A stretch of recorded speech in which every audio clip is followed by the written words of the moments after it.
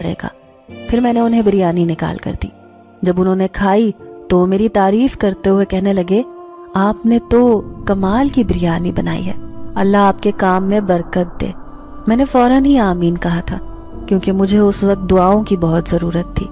फिर मैं उनसे कहने लगी, भाई साहब आप हैं कौन, कहाँ से आए हैं? तो वो बड़ी बेचारगी से कहने लगे, हम एक गांव से आए हैं, हम दोनों भाई हैं, यहाँ कमाने आए थे, लेकिन कई दिन तक तो हमें काम ही ना मिला, जितने भी पैसे थे सब खत्म हो गए। अब कभी कभार मजदूरी मिल जाती है तो कभी हमें खाली हाथ ऐसे ही भूखे सोना पड़ता है।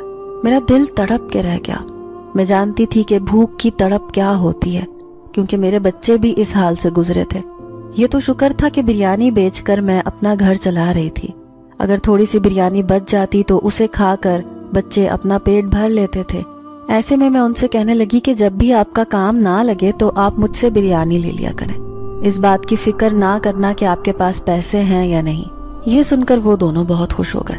फिर अक्सर ही मेरे ठेले पर आने लगे। जब भी कभी उन्हें खाना खाना होता मैं उन्हें ऐसे ही खाना दे दिया करती थी।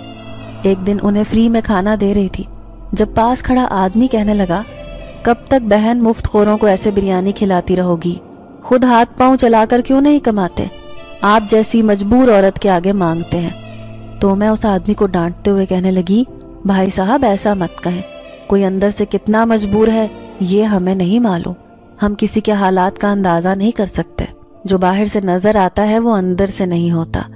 मेरी बात सुनकर वो आदमी खामोश हो गया था। मैं सुबह 10 बजे घर से निकलती थी और शाम 4-5 बजे तक घर वापस लौट जाती थी।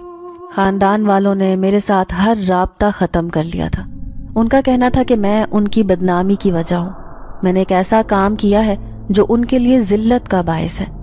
लेकिन मैं क्या करती, हालात ने मुझे ऐसा सब करने पर मजबूर किया था। वैसे तो खानदान वाले मुझे गरीब औरत समझकर अपनी हर तकरीब में बुला बुलाकर खाना पकवाते थे, वो भी मुफ्त में। लेकिन आज जब मैं अपना खाना बेच रही थी